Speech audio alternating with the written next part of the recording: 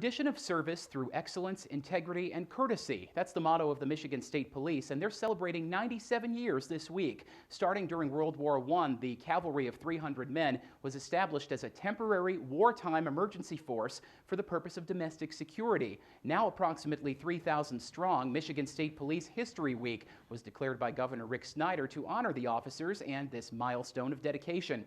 Keeping with tradition and honoring the past, the Michigan State Police have opted to keep the bubble hood light and fin stop ornament because they used to do side stops, and that was their way of letting a driver know to pull over. This week, the officers also reflected on the proud traditions that help make them unique.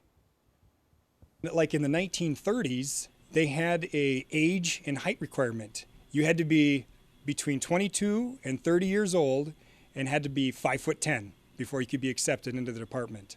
As you got into the 1950s, if you were single, you had to stay at the post, you had to live here, and you had to get permission to get married, and you also had to get permission to go into debt. It wasn't the traditional just 40-hour week that we put in now. I mean, you were here 24/7, and you had to be available 24/7.